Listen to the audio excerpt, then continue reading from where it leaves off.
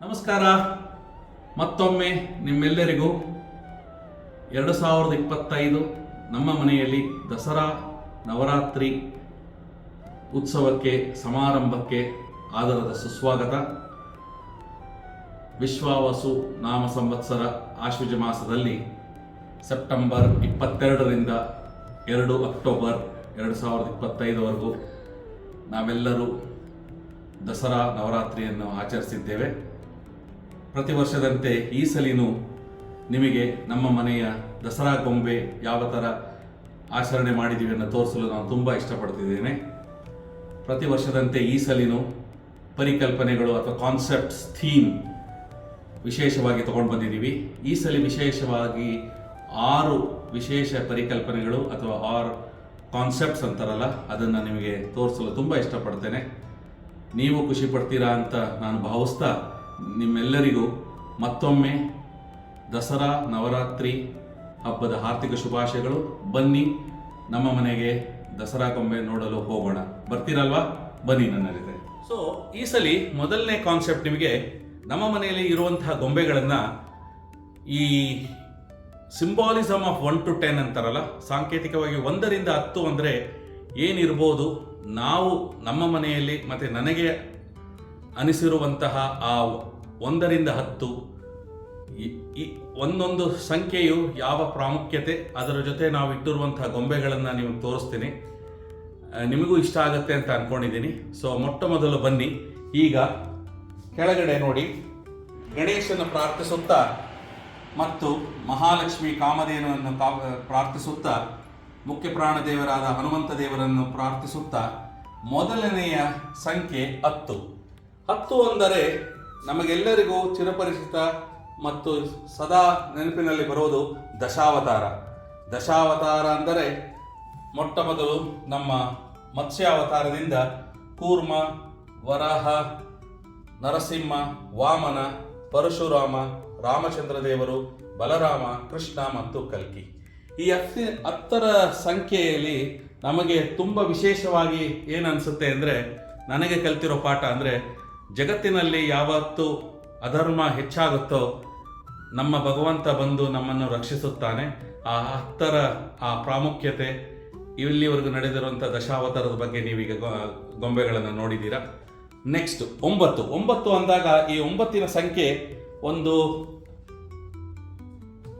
Journey, ಒಂದು ಪ್ರಯಾಣ, ನಮ್ಮಲ್ಲಿ ಇರುವಂತಹ ಉಗ್ರತನದಿಂದ ಶಾಂತಿತನದವರೆಗೂ ಮತ್ತು ನಮ್ಮೊಳಗೆ ನಾವು ಇಂಟರ್ನಲ್ ರಿಫ್ಲೆಕ್ಷನ್ ಅಂತೀವಲ್ಲ, ಆ ಆಧ್ಯಾತ್ಮಿಕ ಸ್ಪಿರಿಚುವಲ್ ಪಾತ್ ಹೋಗುವಂತಹ ಸಂಖ್ಯೆ ನಮಗೆ 9. ಇವಾಗ ನೀವು ನೋಡ್ತಿರೋದು ನವ ನರಸಿಂಹ. ಈ ನರಸಿಂಹದ 9 ಇಲ್ವಾ, ನೀವು ನವ ದುರ್ಗೆ 2 ಇಡ್ಬೋದು. ನಮ್ಮ ಮನೇಲಿ ಈಗ ನವ ನರಸಿಂಹ ತೋರಿಸ್ತಾ ಇದ್ದೀವಿ. 8 ಅಂದಾಗ ಇದು ಸಂಪೂರ್ಣತೆ ಅಂದರೆ ಅಷ್ಟ ಅಂದಾಗ ನಿಮಗೆಲ್ಲ ಗೊತ್ತು. ಮೊಟ್ಟ ಮೊದಲು ನಿಮಗೆ ಬರೋದು ಅಷ್ಟಲಕ್ಷ್ಮಿ. ನೋಡಿ, ಅಷ್ಟಲಕ್ಷ್ಮಿಯ ವಿಗ್ರಹಗಳು ಈ ಗೊಂಬೆಗಳಲ್ಲಿ. ಅಷ್ಟಲಕ್ಷ್ಮಿಗಳ ಒಂದು ಪ್ರಾಮುಖ್ಯತೆ ನಮಗೆ ತೋರಿಸೋದು ಅಂದರೆ, ಇದು ಭಕ್ತಿಭಾವ ಮತ್ತು ಸಂಪೂರ್ಣತೆ ಮತ್ತು ಸಂಪತ್ತು, ಆಯುಷ್ಯು, ಆರೋಗ್ಯ ಕೊಡುವಂತಹ ಆ ಅಷ್ಟಲಕ್ಷ್ಮಿ ದೇವತೆಯ ಒಂದು ವಿಗ್ರಹ ಅಥವಾ ಗೊಂಬೆಗಳನ್ನು ನೋಡ್ತೀರಾ. 7 ಅಂದಾಗ ನಿಮಗೆ ಮುಖ್ಯವಾಗಿ ಬರುವುದು ಸಪ್ತ ಋಷಿಗಳು ಅಂದಾಗ ನಿಮಗೆ ಒಂದು ಜೀವನದ ಪಾಠದಲ್ಲಿ, ನಮ್ಮ ಜೀವನದಲ್ಲಿ ಗುರಿ ಇರಬೇಕು, ಗುರಿಗಳ ಜೊತೆ ನಮಗೆ ಗುರುಗಳು ನಮ್ಮಿಂದೆ ಇರಬೇಕು. ಅದಕ್ಕೆ 7 ಸಪ್ತ ಋಷಿಗಳ ಒಂದು ಗೊಂಬೆಗಳ ಒಂದು ಜೋಡಣೆ. 6 ಅಂದಾಗ ನಾವು 6 ಋತುಗಳು ತೋರಿಸ್ಬೋದಾಗಿತ್ತು, ಆದರೆ ನಮ್ಮನೇಲಿ ವಿಶೇಷವಾಗಿ ಸೂರ್ಯ ನಮಸ್ಕಾರ ಮಾಡುತ್ತಿರುವ ನಮ್ಮ ಗಣಪತಿ ದೇವರು. ನೋಡಿ, ಸೂರ್ಯ ನಮಸ್ಕಾರದ 12 ಭಂಗಿಗಳು. ಆ 12 ಭಂಗಿಗಳಲ್ಲಿ 6 ಭಂಗಿ ಆದಮೇಲೆ 6 ರಿಪೀಟ್ ಆಗತ್ತೆ. ಅದಕ್ಕೋಸ್ಕರ 6ರಲ್ಲಿ ನಾವು ಸೂರ್ಯ ನಮಸ್ಕಾರ ಗಣೇಶ ಮಾಡ್ತಿರೋ ತೋರಿಸ್ತಾ ಇದ್ದೀವಿ.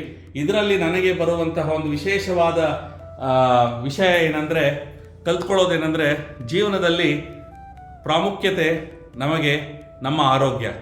ಸೊ ಯಾವಾಗ ನಾವು ಆರೋಗ್ಯವಾಗಿ ನಮ್ಮ ಕೈಯಲ್ಲಿ ನಾವು ಹೆಲ್ತಿಯಾಗಿರ್ತೀವೋ ಅದು ಜೀವನಕ್ಕೆ ಸದಾ ಒಳ್ಳೆಯದಾಗತ್ತೆ.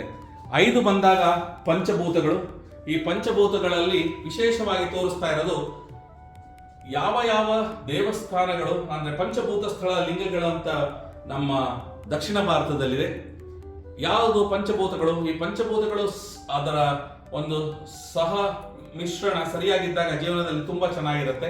ಮೊಟ್ಟ ಮೊದಲು ನೀವು ಕಾಂಚೀಪುರಂನಲ್ಲಿ ನೋಡುವಂತಹ ಪಂಚಭೂತ ಸ್ಥಳದ ಲಿಂಗಗಳಲ್ಲಿ ಕಾಂಚೀಪುರಮಲ್ಲಿ ಬರುವಂತಹ ನಮ್ಮ ಏಕಾಂಬರೇಶ್ವರ ದೇವಸ್ಥಾನ ಮತ್ತು ಜಲ ಪ್ರತ್ಯೇಕವಾಗಿ ಜಂಬೂಕೇಶ್ವರ, ಇದು ತಿರುಚಿರಪಳ್ಳಿ ಅಥವಾ ತಿರುಚಿಲಿದೆ.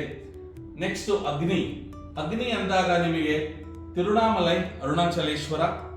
ವಾಯು ಅಂದಾಗ ನಮಗೆ ಕಾಳಹಸ್ತಿಯಲ್ಲಿರುವ ಕಾಳಹಸ್ತೇಶ್ವರ ಮತ್ತು ಕೊನೆಗೆ ಆಕಾಶ, ಅದು ನಟರಾಜ ಚಿದಂಬರ. ಇದು 5ಕ್ಕೆ. ನೆಕ್ಸ್ಟ್ 4 ಅಂದಾಗ ನಮ್ಮ ಜೀವನದಲ್ಲಿ 4 ಹಂತಗಳು ಬರುತ್ತೆ ಅಥವಾ 4 ಸ್ಟೇಜಸ್ ಆಫ್ ಲೈಫ್. ಮೊಟ್ಟ ಮೊದಲು ನೋಡಿ ಬ್ರಹ್ಮಚಾರ್ಯ, ಆಮೇಲೆ ಗೃಹಸ್ಥಾಶ್ರಮ, ವಾನಪ್ರಸ್ಥ ಮತ್ತು ಸನ್ಯಾಸ. ಎಷ್ಟೋ ಜನ ನಾನು ಬಂದಾಗ ಇದು ತೋರಿಸ್ತಾ ಕೇಳ್ತಾರೆ, ಇವತ್ತಿನ ಸಮಾಜದಲ್ಲಿ ಮತ್ತು ಇವತ್ತಿನ ಜೀವನದಲ್ಲಿ ವಾನಪ್ರಸ್ಥ ಅಂದರೆ ಏನು ಅಂತ. ವಾನಪ್ರಸ್ಥ ಅಂದರೆ ಎಲ್ಲನೂ ಮುಗಿಸಿ ನಾವು ವನಕ್ಕೆ ಹೋಗೋದು ಅಂತ ಅಲ್ಲ. ಇದು ನಾನು ಅರ್ಥ ಮಾಡ್ಕೊಂಡಿರೋದು ಹೇಗೆ ಅಂದರೆ, ವಾನಪ್ರಸ್ಥದ ಸಮಯದಲ್ಲಿ ನಮ್ಮ ಮುಂದಿನ ಪೀಳಿಗೆ ಮಕ್ಕಳಿಗೆ ಜವಾಬ್ದಾರಿಯನ್ನು ಕೊಟ್ಟು ನಾವು ಅವರ ಜೊತೆನೇ ಇದ್ದು ನಾವು ಅವರು ಮಾಡುವ ನಿರ್ಧಾರಗಳಿಗೆ ಅವರಿಗೆ ಪ್ರೋತ್ಸಾಹಿಸುತ್ತಾ ಮುಂದೆ ನುಗ್ಗಬೇಕು ಅಂತ ಬೆನ್ನೆಲುಬಾಗಿ ನಾವು ನಿಲ್ಲಬೇಕು. ನಾವೇ ನಡೆಸ್ತಾ ಇದ್ದೀವಿ ಅಂತ ಮಕ್ಕಳಿಗೆ ಜವಾಬ್ದಾರಿ ಕೊಡದೆ ನಾವೇ ಮಾಡ್ತಾ ಇರೋದು ಅದು ಸರಿಯಿಲ್ಲ. ಸೊ ನಮ್ಮ ಗೃಹಸ್ಥಾಶ್ರಮ ಆಗಿ ವಾನಪ್ರಸ್ಥ ಆ ಸಮಯದಲ್ಲಿ ಅವರು ಬೆಳೆದಿರ್ತಾರೆ, ಅವರಿಗೆ ಮುಖ್ಯವಾಗಿ ನಾವು ಜವಾಬ್ದಾರಿಯನ್ನು ಕೊಟ್ಟು ಯಾವಾಗಲೂ ಪ್ರೋತ್ಸಾಹಿಸುತ್ತಾ ಮುಂದೆ ನುಗ್ಗಲು ನಾವು ಪ್ರೇರೇಪಿಸಿದ್ರೆ ಅವರು ತುಂಬ ಪ್ರೇರಣೆಯಿಂದ ಮುಂದೆ ನುಗ್ತಾರೆ. ನನ್ನ ನಿಟ್ಟಿನಲ್ಲಿ ಆ 4 ಆಶ್ರಮಗಳಲ್ಲಿ ನಮ್ಮ ಜೊತೆ ಸಂಸಾರ ಜೊತೆ ಎಲ್ಲರ ಜೊತೆ ಬಂಧು ಬಾಂಧವ್ಯಗಳ ಜೊತೆ ಇದ್ದಾಗ ಅದೇ ವಾನಪ್ರಸ್ಥ ಮತ್ತು ಸನ್ಯಾಸ. ನಾವು ನಮ್ಮ ನೆರಳಿನಲ್ಲಿ ಅವರು ಬೆಳೀತಾರೆ, ಹಾಗೆ ನಾವು ಅವರಿಗೆ ಜವಾಬ್ದಾರಿಯನ್ನು ಕೊಡಬೇಕು ಅನ್ನೋದು ನನ್ನ ಉದ್ದೇಶ ವಾನಪ್ರಸ್ಥ ಮತ್ತು ಸನ್ಯಾಸದಲ್ಲಿ. 3 ಅಂದಾಗ ನಿಮಗೆ ಉತ್ತಮವಾಗಿ ಇವತ್ತು ನಾವು ತೋರಿಸ್ತಾ ಇರೋದು ನಮ್ಮ ಜಗನ್ನಾಥ್ ಪುರಿ ದೇವಸ್ಥಾನದಲ್ಲಿರುವಂತಹ ಕೃಷ್ಣ ಪರಮಾತ್ಮ, ಬಲರಾಮ ಮತ್ತು ಸುಭದ್ರೆ. ಈ 3ರಲ್ಲಿ ನಾನು ಹೇಗೆ ಅಂದ್ಕೊಂಡಿದ್ದೀನಿ ಅಂದರೆ, ಒಂದು ಕಲ್ತಿರೋ ಪಾಠ, ನಮ್ಮ ಜೀವನದಲ್ಲಿ ನಮ್ಮ ಜೊತೆ ಒಡ ಹುಟ್ಟಿದವರು ಅಕ್ಕ ತಮ್ಮ ಅಥವಾ ಅಣ್ಣ ತಂಗಿ ಮತ್ತು ಅಣ್ಣ ತಮ್ಮಂದರ ಜೊತೆ ಒಂದು ಒಳ್ಳೆಯ ಭಾವನೆಯಿಂದ ಜೊತೆಯಾಗಿರಬೇಕು, ಆವಾಗಲೇ ಸಂಪೂರ್ಣವಾದ ಜೀವನ. ಮುಂದೆ 2 ನೋಡಿ, 2ರಲ್ಲಿ ದಾಂಪತ್ಯದಲ್ಲಿ ನಮಗೆ 2 ತೋರಿಸ್ತಾ ಇದ್ದೀವಿ. ಒಂದು ಪಂಡರಾಪುರದ ಶ್ರೀಕೃಷ್ಣ ಪರಮಾತ್ಮ, ಅದು ಪಾಂಡುರಂಗ ವಿಠಲ ಮತ್ತು ರುಕ್ಮಿಣಿ, ಮತ್ತು ಶ್ರೀಕೃಷ್ಣ ಪರಮಾತ್ಮ ಮತ್ತು ಆಂಡಾಳ್. ಕೊನೆಗೆ ಒಂದು ಅಂದರೆ ಯಾರು? ನಮಗೆಲ್ಲರಿಗೂ ಸದಾ ಶಕ್ತಿಯನ್ನು ನೀಡುತ್ತಾ ನಾನಿದ್ದೀನಿ ಅಂತ ಯಾವಾಗಲೂ ಕಾಪಾಡುತ್ತಾ ವಿಶ್ವರೂಪ ದರ್ಶನವಾಗಿ ಮಹಾವಿಷ್ಣು ಇದ್ದಾನೆ. ಅರ್ಜುನನ ಮುಖಾಂತರ ನಮಗೆ ಭಗವದ್ಗೀತೆಯನ್ನು ಕೊಟ್ಟು ಈ ಜೀವನದಲ್ಲಿ ಸದ್ಮಾರ್ಗದಲ್ಲಿ ನಡೆಯಬೇಕು. ಆ ಭಗವದ್ಗೀತೆಯ ಒಂದು ಪಾಠದಲ್ಲಿ ಕಲಿಸಿರುವಂತಹ ಎಲ್ಲ ವಿಷಯಗಳನ್ನು ನಾವು ಕಲಿತುಕೊಂಡು ಜೀವನದಲ್ಲಿ ತುಂಬ ಚೆನ್ನಾಗಿ ನಡೆದುಕೊಂಡು ಹೋದರೆ ಸುಖಮಯವಾಗಿರುತ್ತದೆ. ಆದುದರಿಂದ ಈ ಸಲ ನಮ್ಮ ಮನೆಯಲ್ಲಿ ತೋರಿಸಿರುವಂತಹ ಸಿಂಬಾಲಿಸಮ್ ಆಫ್ 1 to 10 ಅಂತ ವಿಶೇಷವಾಗಿ ಒಂದು ಗೊಂಬೆಗಳ ಒಂದು ಅರೇಂಜ್ಮೆಂಟ್ ಮಾಡಿದೆ. ಮತ್ತೊಮ್ಮೆ ನೋಡಿ, ವೀಕ್ಷಿಸಿ. ಮತ್ತು ವಿಶೇಷವಾದಂತಹ ಗೊಂಬೆಗಳು ಏನೆಂದರೆ, ನಿಮಗೆ ವಿಶ್ವರೂಪ ದರ್ಶನ ತೋರಿಸಾಯಿತು.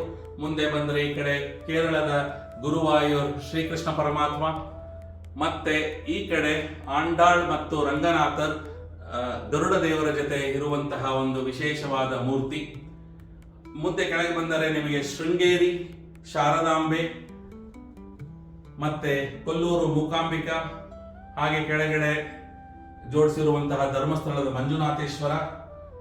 ಮತ್ತು ಈ ಕಡೆ ಬಂದರೆ ಮೇಲ್ಕೋಟೆ ಚಲುವನಾರಾಯಣ ಸ್ವಾಮಿ ಮತ್ತು ಮೇಲ್ಕೋಟೆ ಚಲುವನಾರಾಯಣ ಸ್ವಾಮಿಯ ವೈರ್ಮುಡಿ ಅಲಂಕಾರ.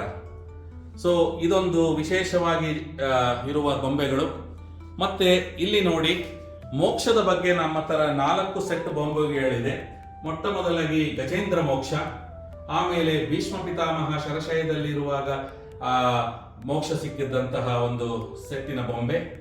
ಈ ಕಡೆ ಬೇಡರ ಕಣ್ಣಪ್ಪ, ಮತ್ತು ಮಾರ್ಕಂಡೇಯ. ಇದು